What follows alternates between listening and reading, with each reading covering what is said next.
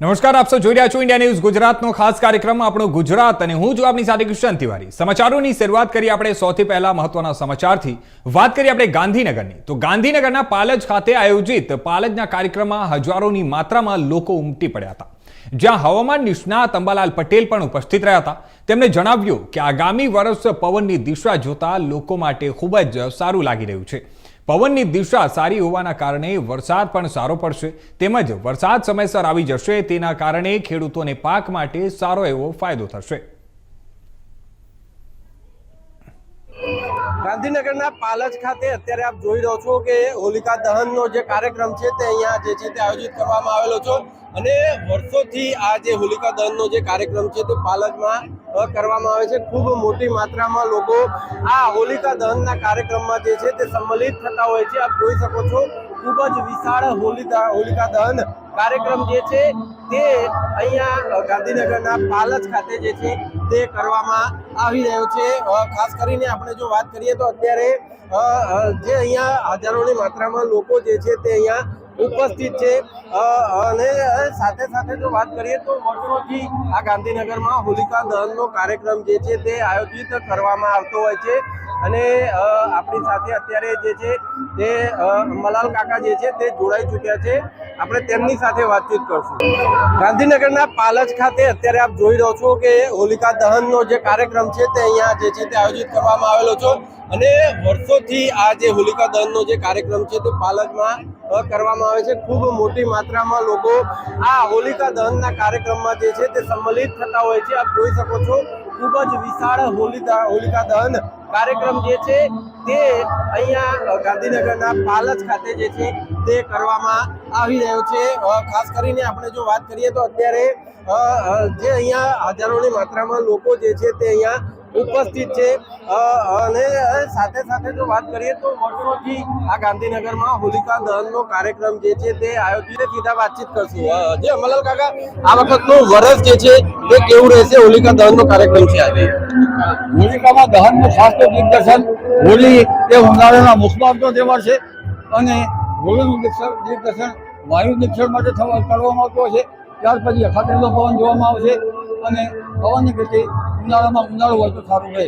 પ્રથમ જ દિગ્દર્શન સારું છે, ભલે અનિર્ણયની ધાસ્તી હોય, પરંતુ લગભગ ગુજરાતનું હવામાન સારું રહેવાની શક્યતા રહેશે, ઉત્તર ગુજરાતનું હવામાન પણ સારું રહેવાની શક્યતા રહેશે, મધ્ય ગુજરાત અને સૌરાષ્ટ્રમાં પણ સાનુકૂળ રહેશે, દક્ષિણ ગુજરાતમાં પણ પવન સાનુકૂળ રહેશે।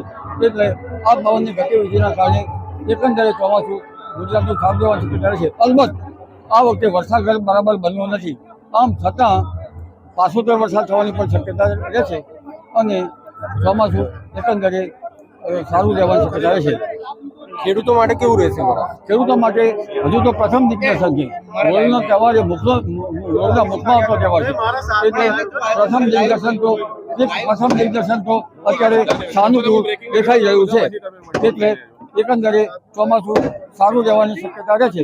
અલબત્ત આ વખતે વરસાદ બરાબર બન્યો નથી, એટલે કંઈક ન્યૂનતા રહેવા છતાં પણ અલનીનોની ધાસ્તી હોવા છતાં પણ લો પ્રેશરથી બીજા કારણોથી પવનની સાનુકૂળતાના કારણે આ વખતે ગુજરાતમાં ચોમાસું સારું રહેવાની શક્યતા રહે છે। હવે અખાત્રીનો પવન જોવામાં આવશે, એ જો અખાત્રીનો પવન પણ સાનુકૂળ હોય તો સારું। તો ચોક્કસથી જે રીતે અંબાલાલ કાકાએ જણાવ્યું કે અત્યારે હાલ જે રીતે જો હોલિકા દહન થઈ રહ્યો છે ત્યારે જે પવનની જે સાનુકૂળતા છે તે જોતા ચોક્કસથી કહી શકાય કે આગામી સમયમાં જે ખેડૂતો માટે હોય કે સામાન્ય રીતે જે આ વાતાવરણ જે છે તે સારું રહેશે, આગામી સમયનું વર્ષ જે છે તે સારું રહેશે। પરંતુ જે રીતે હવામાન નિષ્ણાત જે અંબાલાલ કાકા છે તેમને જણાવ્યું તે હિસાબથી હજુ અખાત્રીજનો પવન જે છે તે પણ જોવામાં આવશે અને તેના બાદ જે છે તે નક્કી કરી શકાય કે આગામી વર્ષ જે છે તે કેવું રહેશે। પરંતુ ચોક્કસથી અત્યારે ગાંધીનગરના પાલજ ખાતે જે હોલિકા દહન કાર્યક્રમ જે છે તે હજારોની માત્રામાં થઈ રહ્યો છે આયોજિત અને વર્ષોથી આ કાર્યક્રમ જે છે તે અહીંયા હોલિકા દહનનો કરવામાં આવે છે। કેમેરા પર્સન કિશોર આઠવલે સાથે જતીન રાવલ, ઇન્ડિયા ન્યૂઝ, ગાંધીનગર। સમાચારોમાં હવે આ તરફ આપણે આગળ વાત કરીએ સુરતની, તો ઈરાન અને ઇઝરાયલ વચ્ચે ચાલી રહેલી યુદ્ધ પરિસ્થિતિની અસર હવે સુરતના કાપડ ઉદ્યોગ પર પણ થવાની સંભાવના વ્યક્ત થઈ રહી છે। સગન Gujarat chambers of commerce and ઇન્ડસ્ટ્રીના ઉપપ્રમુખ દ્વારા જણાવવામાં આવ્યું છે કે જો આ યુદ્ધ લાંબા સમય સુધી ચાલશે તો સુરતના કાપડ ઉદ્યોગને 100% મોટું નુકસાન થઈ શકે છે. સુરતનો કાપડ વેપાર જે ખાસ કરીને દુબઈ મારફતે સંયુક્ત અરબ અમીરાત સહિત આશરે 45 દેશો સાથે સંકળાયેલો છે. આ દેશોમાં સુરતથી મુખ્યત્વે માનવ નિર્મિત તંતુવાળું કાપડ, બુરખાનું કાપડ અને સલવાર કમીઝની નિકાસ કરવામાં આવે છે. દુબઈ અને અન્ય અરબ દેશો સુરતના કાપડ માટેના મોટા બજારો હોવાથી ત્યાંની કોઈ પણ અસ્થિરતાની સીધી અસર સુરતના વેપાર પર પડી શકે છે. હાલની પરિસ્થિતિમાં કોઈ ચોક્કસ અંદાજ લગાવી શકાય તેમ નથી, પરંતુ જો આ યુદ્ધ લંબાય તો ઉદ્યોગકારોમાં ચિંતા વધવાની શક્યતા વ્યક્ત કરવામાં આવી રહી છે. હાલ ઈરાન અને ઇઝરાયલ વચ્ચે જે યુદ્ધ ચાલી રહ્યું છે, એ યુદ્ધના કારણે સુરતના કાપડ વેપારીઓ માટે મુશ્કેલીઓનો સામનો હવે જોવા રહ્યું છે. જ્યારે આપણા સાથે ચેમ્બર ઓફ કોમર્સના ઉપપ્રમુખ અશોકભાઈ જીરાવાળા છે. અશોકભાઈ, જે રીતે ઈરાન અને ઇઝરાયલ વચ્ચે જે યુદ્ધ ચાલી રહ્યું છે, કાપડ ઉદ્યોગ માટે કેટલું નુકસાન થઈ શકે? જે રીતે આ 3 દિવસથી યુદ્ધ ચાલી રહ્યું છે એ જોતા મોટું નુકસાન થવાની સંભાવનાઓ છે, કારણ કે યુદ્ધ રોકાય એવી પરિસ્થિતિ દેખાતી નથી. જો આને કોઈ પણ મધ્યસ્થી બને અથવા સંયુક્ત રાષ્ટ્રમાં હસ્તક્ષેપ કરે તો હું માનું છું કે આ યુદ્ધ કદાચ રોકાઈ શકે છે. અન્યથા સુરતને એક તરફથી માર નથી પડવાની, સુરતને 2 તરફથી માર પડવાની, કારણ કે જે રો મટીરિયલ છે એ ક્રૂડમાંથી બને છે અને ક્રૂડના ભંડારો જ એ દેશોની અંદર આવેલા છે, જે દેશો ઉપર અત્યારે ઓલરેડી ઈરાને હુમલો કરી દીધો છે. એવા 11 દેશો છે, કુવૈત હોય કે કતાર હોય, યુએઈ હોય કે XYZ જેટલા બી દેશો છે, એમની સાથે સીધી ટક્કર અત્યારે યુએસ, ઇઝરાયલ અને ઈરાક, આજે 14 દેશની સામે ઈરાક એકલું લડતું હોય ત્યારે સીધી અસર સુરતના કાપડ ઉદ્યોગને થવાની છે, કારણ કે રો મટીરિયલ જે છે એ ક્રૂડમાંથી બને છે અને ક્રૂડમાંથી ફાઈબર બને, ફાઈબરમાંથી યાન ને યાનમાંથી કપડું બનતું હોય. એ કપડું સુરતથી સીધું વાયા દુબઈ 45 દેશોની અંદર એ એક્સપોર્ટ થતું હોય છે. આમાં ખાસ કરીને બુરખાનું કપડું છે અને સલવાર કમીઝનું કપડું છે. એટલે બંને તરફથી અત્યારે અમારી સાયકલ અત્યારે ઊભી રહી ગઈ છે, કારણ કે કાર્ગો બંધ થઈ ગયા છે, શિપમેન્ટ છે અધવચ્ચે દરિયાની અંદર ઊભા રહી ગયા છે, કારણ કે જેની કોઈ ડિલિવરી લેવા માટે રાજી ના હોય ત્યારે સોદાઓ કેન્સલ થવાની ભીતિ છે. બીજું પેમેન્ટ છે, એ પેમેન્ટ સાયકલ આખી અટવાઈ જશે. પણ એક વસ્તુ અત્યારે થોડીક અમને મુશ્કેલી ઓછી દેખાય છે. એનું કારણ છે કે અત્યારે હોળીનો માહોલ છે અને કારીગરો વતન ગયા છે, એટલે જે કંઈ મુશ્કેલી છે એ આવનારા દિવસોની અંદર ખબર પડશે કે કેટલી નુકસાનને ભોગવવાનો વારો આવશે. અશોકભાઈ, જે રીતે યુદ્ધ ચાલી રહ્યું છે, યુદ્ધમાં જ્યારે કારીગરો હોય છે એમને રોજગારી બી છીનવાઈ જશે એવું સંભાવના દેખાઈ રહ્યું છે. એટલી મોટી સંભાવના નથી. એનું કારણ છે કે અત્યારે જે રીતે કારીગરો હર સિઝનની અંદર હોળીમાં ગામડે જતા હોય છે, એના પોતાના વતન જતા હોય છે અને ત્યાંથી 15 દિવસે પાછા આવતા હોય છે. એટલે અમે તો પ્રાર્થના કરીએ છીએ કે આ યુદ્ધ કદાચ 5-10 દિવસમાં પૂરું થઈ જાય તો આ પ્રોબ્લેમ ઓછો થશે, અન્યથા આ પ્રોબ્લેમ બહુ વધી શકે છે. કારણ કે જે રીતે અત્યારે યુદ્ધના મંડાણ થયા છે એમાં કોઈ નીચું ઝૂકે એવું વ્યક્તિ છે જ નહીં, કારણ કે અમેરિકા એના દમ પર આગળ વધી રહ્યું છે, ઇઝરાયલ એનો પોતાનો બેનિફિટ લઈ રહ્યું છે અને ઈરાક છે એ ગાંડું થઈને બધાની સામે લડવા ઉતરી પડ્યું છે. એટલે આ યુદ્ધ ક્યાં અટકશે એનો કોઈ અત્યારે અંદેશો દેખાતો નથી. પણ આ યુદ્ધ લાંબુ ચાલે તો બીજા કોઈને નુકસાન તો બધા જ ઇન્ડસ્ટ્રીને, તમામ વેપારોને થવાનું છે, પણ મોટું નુકસાન ટેક્સટાઇલ ઉદ્યોગને, ડાયમંડને, જ્વેલરીને આ બધાને જ થવાનું છે. પણ મોટું નુકસાન ટેક્સટાઇલ ઉદ્યોગને થવાનું છે એ નિર્વિવાદ સત્ય છે, કારણ કે એ તો સ્વીકારવું જ રહ્યું. કારણ કે મેલ્ટ પણ ત્યાંથી જ બનતું હોય, ક્રૂડમાંથી જ અમારી પ્રોડક્ટ બનતી હોય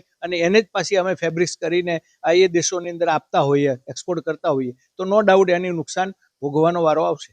અશોકભાઈ, જે રીતે યાર્ડની વાત કરીએ, ક્રૂડની વાત કરીએ, જે રીતે માલ ત્યાંથી આવતો હોય અને અહીંયાથી કાપડ ત્યાં જતું હોય, તો કેટલો મીટર અહીંયાથી આપણું કાપડ જતું હોય અને કેટલું નુકસાન અત્યારે આ 3 દિવસમાં જોવા મળ્યું છે? હવે આંકડામાં પડવા જઈએ તો અત્યારે તો હાલ અત્યારે આંકડો આપણી પાસે નહીં મળી શકે, કારણ કે આપણે જે રીતે આખા ગાર્મેન્ટનું માર્કેટ હતું તો યુએસમાં હતું, આ ફેબ્રિક્સનું માર્કેટ છે તો યુએઈથી તમામ બીજા દેશોની અંદર જો એક્સપોર્ટ થતું હોય તો હું એવું માનું છું કે અત્યારે રિસન્ટલી ગણતરી કરવા જઈએ તો 300-400 કરોડ જેવું નુકસાન મને દેખાઈ રહ્યું છે, જે અમારા ધ્યાનમાં છે. અમારા ધ્યાન બહાર જેટલું માલ એક્સપોર્ટ થતું હશે, કેટલો ત્યાં સ્ટોક થઈ ચૂક્યો છે, કેટલો માલ રોકાઈ ચૂક્યો છે, કેટલો શિપમેન્ટમાં છે, કેટલો કાર્ગોમાં પડ્યો છે, આ બધું ગણતરી કરવા જઈએ તો બહુ ખાસું એવું નુકસાન થવાની સંભાવના કરી. છેલ્લો સવાલ અશોકભાઈ, જે રીતે હવે એ લોકોનો પવિત્ર તહેવાર રમજાન ચાલી રહ્યું છે, એમાં જ્યારે કાપડનો જ્યારે વધારે ઉપયોગ લોકો લેતા હોય, જે બુરખા હોય, કઈ બી વસ્તુઓનો, તે એમાં કઈ રીતની નુકસાની જોવા મળી રહેશે હાલ? ખાસ કરીને એ જે વેપાર જે અમે કરીએ છીએ એ રમજાનને અને ઈદને એને લાગુ પડીને સીધા આ બધા કપડાઓ ફેબ્રિક છે અમે ત્યાં મોકલતા હોય છે. ખાસ કરીને એની અંદર ડિઝાઇનર પીસો બનતા હોય, એની અંદર બીજા વર્ક થતા હોય છે. કારણ કે આ જે કપડું છે એ માત્ર કપડું રહેવાનું નથી, એના ઉપર વેલ્યુ એડિશન ઘણી બધી થતી હોય છે. એમાં ક્યાંક દુબઈમાં પણ થતું હોય છે, ક્યાંક બીજા રાજ્યોમાં થતું હોય, ક્યાંક બીજા દેશોની અંદર થતું હોય છે. કારણ કે પોતપોતાની માસ્ટરી છે. અમુક વસ્તુ તો અહીંથી જ અમે બુરખાઓ તૈયાર કરીને, ડિઝાઇનિંગ કરીને, વર્ક કરીને અહીંયાથી જ મોકલતા હોય છે. એટલે બહુ મોટો વેપાર છે, આ નાનો વેપાર નથી. અને હું એવું માનું છું કે આ જે રીતે આવા સમયે જ્યાં રમજાન ઉપર હોય અને ત્યારે જ એના વડાને ખતમ કરી નાખવો એ એક મોટું કહેવાય કે એક એ લોકો માટે કરબલા કે છે કે એની માટે બહુ મોટું આ સ્વમાનનો સવાલ ઊભો થઈ ગયો છે. એટલે લોકો અત્યારે ગાંડા બની ગયા છે કે અમે ગમે તેમ કરીને બદલો લેવો. એટલે હવે આ કઈ દિશામાં યુદ્ધ જવાનું છે અત્યારે કહેવું બહુ મુશ્કેલ છે. પણ અત્યારે ભારત એના ઉપર વોચ રાખી રહ્યું છે. માનનીય વડાપ્રધાનશ્રીએ જે રીતે FTA કર્યું છે, ફ્રી ટ્રેડ એગ્રીમેન્ટ, તો પાણી જેમ એનો રસ્તો શોધી લેતું હોય છે એવી રીતે અમારે એક્સપોર્ટના રસ્તા બીજા શોધવા પડશે. કારણ કે જ્યાં જ્યાં FTA થયા છે, ફ્રી ટ્રેડ એગ્રીમેન્ટ માનનીય વડાપ્રધાનશ્રીએ કર્યા છે, એને લઈને થોડીક અમને રાહત છે કે અમારો રસ્તો, અમને મુશ્કેલી પડશે, નુકસાન પણ પડશે, પણ અમે અમારો રસ્તો શોધીને આગળ વધવાના છીએ. કારણ કે જે રીતે સરકારે મહેનત કરી અને બીજા દેશો સાથે જે રીતે ફ્રી ટ્રેડ એગ્રીમેન્ટ કર્યા છે એ માર્કેટ અમારે નવું શોધવાનું રહ્યું. સરકાર પાસે શું અપેક્ષા રહેશે? સરકાર પાસે એક જ અપેક્ષા છે કે જે લોકો ત્યાં વેપારમાં અટવાયા છે, મતલબમાં જેના પેમેન્ટો અટવાયા છે, યુદ્ધ ખતમ થાય તરત એના ઉપર સરકારે હસ્તક્ષેપ કરવો જોઈએ, એના પેમેન્ટ તાત્કાલિક મળી જાય, એક્સપોર્ટની અંદર પાછું લિબરલતા ઊભી થાય અને તંદુરસ્ત વાતાવરણ ઊભું થાય, જેથી કરીને કોઈનું પેમેન્ટ ફસાય નહીં, કોઈનું પેમેન્ટ માટે ડિલિવરીઓ અટવાય નહીં. અને એના ઉપર સરકાર જો ફોકસ કરશે તો હું માનું છું કે વેપાર પાછો શરૂ થશે. પણ આ ક્યારે અને કેવી રીતે માનનીય વડાપ્રધાનશ્રીએ રજૂઆત તો કરી છે, રિક્વેસ્ટ પણ કરી છે કે યુદ્ધ ખતમ કરે, પણ આમાં સંયુક્ત રાષ્ટ્ર જ્યાં સુધી હસ્તક્ષેપ નહીં કરે ત્યાં સુધી મને નથી લાગતું કે આ યુદ્ધને રોકી શકાય. કારણ કે ચીન પણ ચૂપ છે, રશિયા પણ ચૂપ છે, તો કહેશે કોણ? તો સંયુક્ત રાષ્ટ્ર ઉપર એ આમાં ચર્ચાનો વિષય બનાવવો પડે. કારણ કે આ નુકસાન માત્ર ઇન્ડિયાને નથી, આખા દેશને, વર્લ્ડને થવાનું છે. કારણ કે નુકસાન 100 તરફા યુદ્ધના હિસાબે થવાનું. કારણ કે યુદ્ધથી કશો ફાયદો થતો હોય એવું આજ દિન સુધી બન્યું નથી. નુકસાન જ થતું હોય છે અને એ નુકસાનનો વારો બધાને જ ભોગવવો પડશે. જે રીતે અશોકભાઈ જણાવી રહ્યા છે, યુદ્ધના કારણે નુકસાન જ થતું હોય છે, નુકસાનથી કઈ મોટું નથી. જ્યારે સુરતના કાપડ વેપાર ઉદ્યોગને ઘણું બધું નુકસાન થઈ શકે છે અને જે આવનારા દિવસોમાં જ્યારે આ યુદ્ધ ચાલશે તો ઘણી બધી મુશ્કેલીઓ બી ઊભી થઈ શકે. રવિ વેંડે, ઇન્ડિયા ન્યૂઝ, સુરત. તો હવે સમાચારોમાં આ તરફ આપણે આગળ વાત કરીએ તો ડુમસના ભીમપુર વિસ્તારમાં એક ગમખ્વાર અકસ્માતમાં ઝડપની મજા મોતની સજા કહેવત સાચી ઠરી છે. 3 મિત્રો જન્મદિવસની ઉજવણી કરીને પરત ફરી રહ્યા હતા અને ત્યારે તેમની સ્પોર્ટ્સ બાઇક સ્લીપ થઈ ગઈ હતી અને દિવાલ સાથે અથડાઈ. ત્યારે આ અકસ્માતમાં ધોરણ 9માં અભ્યાસ કરતા 2 મિત્રોએ ઘટના સ્થળે જ જીવ ગુમાવ્યો હતો. ત્રીજો મિત્ર કે જે બાઇક ચલાવી રહ્યો હતો તેની ઈજા થતા તેને હોસ્પિટલમાં સારવાર બાદ રજા આપવામાં આવી હતી. સ્થાનિકોએ સોશિયલ મીડિયા પર અકસ્માતનો લાઈવ વિડીયો શેર કર્યો છે, જેમાં અકસ્માતની ગંભીરતા સ્પષ્ટ જોઈ શકાય છે.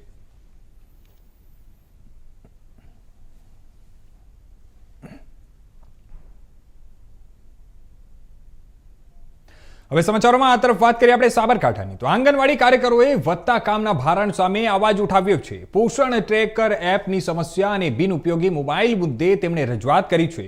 હિંમતનગર ખાતે આંગણવાડી કાર્યકરો દ્વારા કામનું વધતું જે ભારણ છે તે ઘટાડવાની માંગ સાથે રજૂઆત કરવામાં આવી છે. સાબરકાંઠા જિલ્લાના આંગણવાડી કાર્યકરોએ હિંમતનગર તાલુકા પંચાયત ખાતે વિરોધ નોંધાવ્યો હતો, જ્યાં કાર્યકરોનો આક્ષેપ છે કે તેમને મળતા વેતન કરતાં ઘણું વધુ કામ લેવાઈ રહ્યું છે.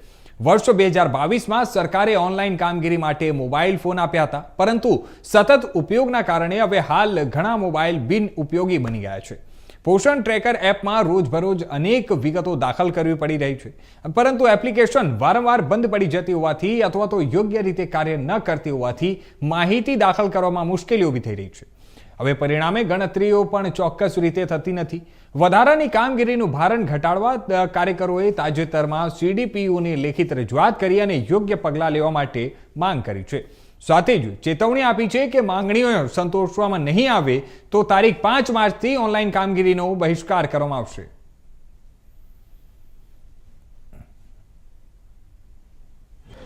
અમારો વિરોધ એ છે કે રોજે રોજ અમને જે નવી એપ્લિકેશનો આપવામાં આવે છે, બરાબર, એ સામે અમને પગાર મળતો નથી. 10,000 પગારમાં આજ કોનું ઘર ચાલે? આ બહેનો નોકરી કરે છે તો રોજ નવી એપ્લિકેશનો. મોબાઈલ અમારા પર્સનલ મોબાઈલ પણ 5 વર્ષમાં બગડી ગયા છે. મોબાઈલ અમારા પર્સનલ, કોઈ પગાર વધારો થતો નહીં. કોર્ટનો ચુકાદો અનાદર કર્યો અને અમે રોજ એપ્લિકેશન નવી આવું એમ એ કામ કરીએ પણ અમને કોઈ માનવ વેતનમાં વધારો થતો નથી. અને અમારે રોજ આ નેટ પ્રોબ્લેમ હોવાથી કામ ન થાય તો અમને નોટિસો મળશે, પગાર કપાય છે. આ પગાર કાપવો એ યોગ્ય છે?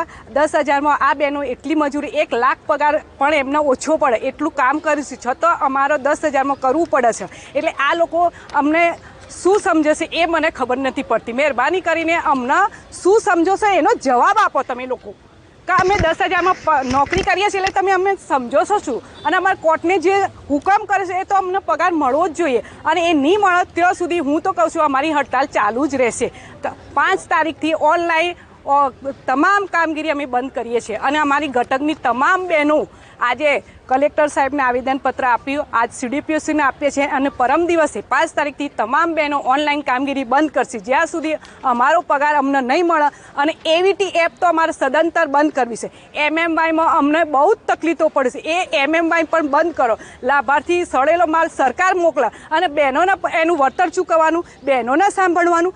FRS ના થાય, બહેનોની આંખો બગડી ગઈ, બહેનોના FRS કરતાં આંખો દુખશે, છતાં પણ સરકાર સામું નથી જોતી. પગાર ના આલે તો શું કરવા કામગીરી આલે? અને આંગણવાડીઓ પર વિશ્વાસ ના હોય તો તાળા મારી દો. બીજા બધા ઉપર વિશ્વાસ છે તો આંગણવાડી બહેનો પર વિશ્વાસ નથી? શું કરવા ખોલી છે આંગણવાડીઓ? આંગણવાડી બહેનો પર જ વિશ્વાસ નહીં. કરોડોના કૌભાંડ થશે ત્યાં તો કોઈ તપાસ નથી થતી. ત્યારે અમારી આંગણવાડી બહેનો ઉપર એક લગીર આગા પાછું 1 રૂપિયાનું કે 10 પૈસાનું થાય તો હજારો ગાડીઓ આવીને ઊભી રહેશે. શા માટે આવું કરો છો? અમારા ઉપર વિશ્વાસ ના હોય તો સરકાર પોતે ઓનલાઈન કામ કરે, પોતે આંગણવાડીઓ ચલો, પણ અમારો પગાર અમને આલે. AVT, MMY, FRS સદંતર બંધ, અને 5 તારીખથી સદંતર દરેક કામગીરી અમે બંધ કરીશું. અને જ્યાં સુધી અમારો આગામી સમયે તમારી માંગ નહીં સ્વીકારાય નહીં સ્વીકારાય તો આંગણવાડી ઓફલાઈન, ઓનલાઈન અને આંગણવાડીને તાળા, સિમ કાર્ડ કાઢીને મૂકી દેવાના છે. અને સદંતર હડતાલ. હવે સમાચારોમાં તરફ વાત કરીએ આપણે આગળ વડોદરાની, તો ધૂળેટી એ હિન્દુઓનો એક મહત્વપૂર્ણ તહેવાર છે. લોકો એકબીજાને કલર લગાવીને આ તહેવારની રંગે ચંગે ઉજવણી કરતા હોય છે. ધૂળેટીના તહેવારને લઈને વડોદરાના બજારોમાં ખૂબ જ ચહેલ પહેલ જોવા મળી રહી છે. લોકો કલર અને પિચકારી ખરીદવા માટે ત્યાં વહેલી સવારથી પડાપડી કરી રહ્યા છે. વડોદરાવાસીઓ આ તહેવારને ખૂબ જ રંગીન રીતે ઉજવવા માટે આતુર છે. ધૂળેટીની ઉજવણી માટે હવે કલર અને પિચકારી ખરીદી લેવા શહેરના બજારોમાં લોકોની ભારે ભીડ પણ જોવા મળી હતી. ત્યારે ખાસ કરીને નાના બાળકો માટે વિવિધ પ્રકારની અવનવી પિચકારીઓ, જેમાં બલૂન ગન, ગદા ગુલાલ ગન, ત્યાં મ્યુઝિકલ પિચકારી એ બજારોમાં ભારે આકર્ષણ જમાવ્યું હતું. લોકો સુરક્ષિત રીતે ધૂળેટીનો પર્વ માણી શકે તે માટે પોલીસ તંત્ર અને વહીવટી તંત્ર પણ કટિબદ્ધ બન્યું છે. વહીવટી તંત્ર દ્વારા સુરક્ષા માટે પગલાં લેવામાં આવ્યા છે, જેમાં તંત્ર દ્વારા વડોદરા શહેર તેમજ આસપાસના નદી, નાળા, તળાવો, સરોવર અને કેનાલમાં નહાવવા પણ સંપૂર્ણપણે પ્રતિબંધ મૂકવામાં આવ્યો છે. અને જો કાયદાનું ઉલ્લંઘન કરવામાં આવશે તો કાયદાકીય પગલાં લેવાની પણ ગંભીર ચેતવણી તંત્ર દ્વારા આપવામાં આવી છે, જેથી જાનમાલનું કોઈ પણ નુકસાન અટકાવી શકાય.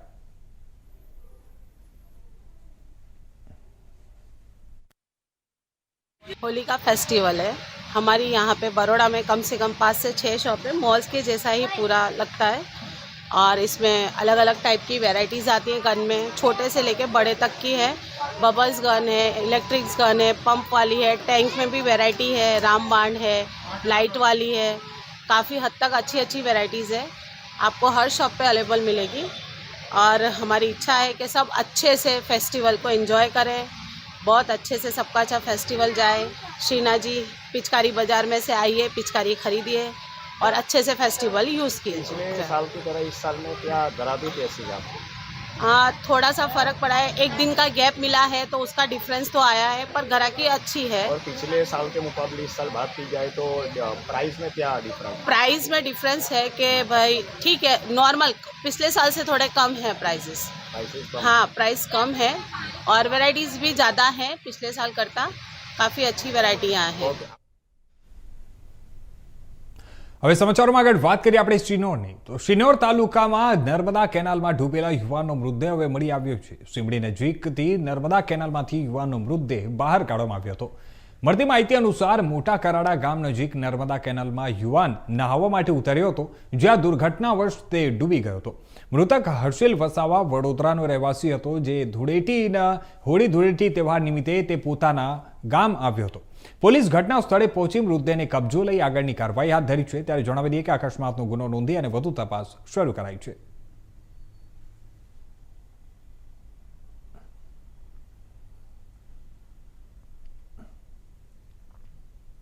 તો બીજી તરફ વાત કરીએ આપણે વડોદરાની તો વડોદરા શહેરમાં દિવસે અને દિવસે અકસ્માતોની સંખ્યામાં ભયંકર વધારો જોવા મળી રહ્યો છે। ત્યારે વધુ એક ગંભીર અકસ્માતની ઘટના સામે આવી હતી। કલાલથી દરબાર ચોકડી તરફ જવાના માર્ગ ઉપર ફરી એક વખત રફતારથી દોડતી બાઇકના કારણે અકસ્માત સર્જાયો હોવાની ઘટના સામે આવી છે, જ્યાં દિવસે ને દિવસે બાઇક ચાલકો ઝડપના રવારે ચડી રહ્યા છે અને જેના કારણે સામાન્ય વાહન ચાલકો અને રાહદારીઓને ભારે મુશ્કેલીઓનો સામનો કરવો પડી રહ્યો છે। સ્થાનિક લોકોનું માનવું છે કે આવી બેફામ ડ્રાઇવિંગના કારણે નિર્દોષ લોકોના જીવ જોખમમાં મુકાઈ રહ્યા છે। સરકાર અને ટ્રાફિક વિભાગ દ્વારા આવા બાઇક ચાલકો સામે કડકમાં કડક કાર્યવાહી કરવામાં આવે તેવી માંગ ઉઠી રહી છે અને જેથી માર્ગ સુરક્ષા સુનિશ્ચિત થઈ શકે।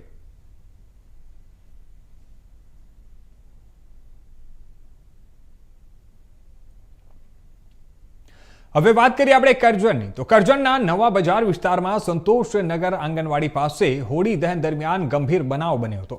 હોળીની આગે અચાનક ખતરનાક સ્વરૂપ ધારણ કરતા રહેણાંક વિસ્તારમાં આવેલા મધ્ય ગુજરાત વીજ કંપનીનો જીવતો સર્વિસ તાર આગની ચપેટમાં આવી ગયો હતો। ત્યારે આગમાં લપેટાતા તાર તૂટી અને જમીન પર પડ્યો હતો।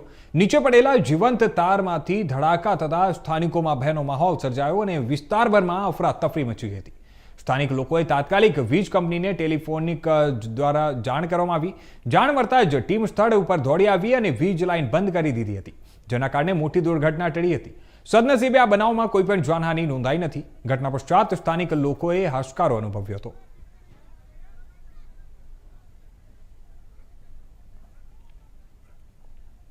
હવે વાત કરીએ આપણે અરવલ્લીની તો અરવલ્લી જિલ્લાના માલપુર તાલુકાના નિયોર ગામમાં પરંપરાગત લઠમાર હોળી ઉત્સવ ઉજવાયો હતો। આ ગામના પાદરે હજારો લોકો હાથમાં મોટી લાઠીઓ લઈને ઢોલના તાળે ત્યાં હોળીના ફાગ રમતા નજરે પડ્યા હતા। આ ઉત્સવમાં આસપાસના ગામોના અબાલ વૃદ્ધો સહિત મોટી સંખ્યામાં લોકો ઉપસ્થિત રહ્યા હતા। અસંખ્ય ઢોલના નાદ વચ્ચે સમગ્ર વાતાવરણ રંગમય બની ગયું હતું। પરંપરાગત રીતે ઉજવાતા આ ઉત્સવમાં સ્વયંભૂ ભાઈચારો અને એકતા જળવાઈ રહે છે। વર્ષોથી આ ઉજવણી દરમિયાન કોઈ પણ જાતની બબાલ કે અણબનાવની ઘટના નોંધાઈ નથી।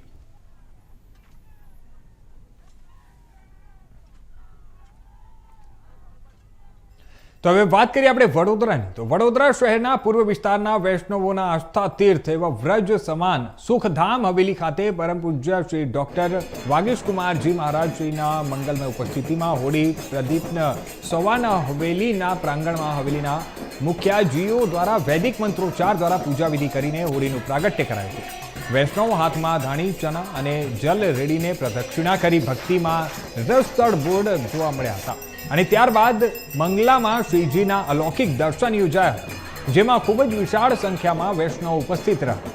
બપોરના 12 કલાકે પ્રભુના ડોલોત્સવના અલૌકિક દર્શનમાં ત્યાં યમુનાજી, પ્રભુ શ્રી દ્વારકાધીશ, પ્રભુ શ્રી ગોવર્ધનનાથજી એક જ સ્થાન ઉપર ત્યાં વિરાજ્યા હતા। વિરાજમાન કરીને 4 ખેલના ઢોલના અલૌકિક દર્શન પૂજ્ય શ્રી ડોક્ટર વાગીશ કુમારજી મહારાજે ત્યાં ડફ વગાડીને કીર્તનકારો દ્વારા કાન્હા પિચકારી મત મારો ને આ પ્રકારે ભજન ગાઈને ત્યાં લોકો સાથે ભક્તિભેર ઉજવણી કરી હતી।